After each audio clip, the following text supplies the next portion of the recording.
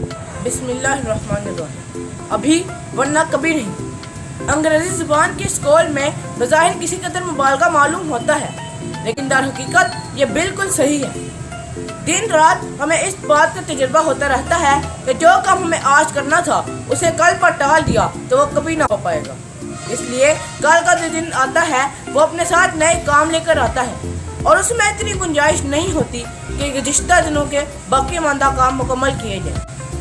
Edward Everett का कौल है, वक्त और ज़माना की बड़ी घड़ी पर ना घंटों और मिनटों के निशान हैं, ना सुइयां हैं, उस पर तो सिर्फ एक लफ्ज़ लिखा हुआ है, अभी। सर्वेश ने कहा है, रफ्ता रफ्ता हो जाएगा वो शाहराह है जो आपको कभी ना होगा कि मंजिल तक पहुंचा देती है। ज़माने की जंतरी में कल कोई दिन या वक्त नहीं है। कल का दिन जब भी हमारे पास आएगा आज बनकर आएगा। इसलिए अगर आज का काम ना किया जाए और कल पर छोड़ दिया जाए तो वो कभी ना होगा। एक मशहूर मगरबी मुफक्कर ने लिखा है, जिस काम को फिर कभी के लिए उठा रखा जाता है वो फिर कभी नहीं हो पाता।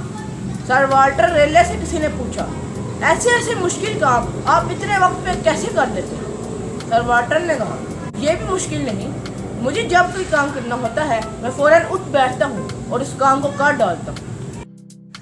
अमेरिका के पहले सदर वाशिंगटन के बारे में मशहूर है कि एक बार उसके सेक्रेटरी को पहुंचने में कुछ मिनट की देरी हो गई। जब वो पहुंचा तो उसने देर से आने की यह वजह बयान की कि उसकी घड़ी कुछ सुस्त हो गई है। सर वाशिंगटन ने संजीदगी से जवाब दिया, या आप नई घड़ी खरीद लीजिए या मैंने यहाँ सेक्रेटरी तलाश कर दूँ। दुनिया में जितने भी कामयाब कामरान लोग गुजरे हैं उन्होंने इस नुक्ते पर अमल किया है, अभी वरना कभी नहीं।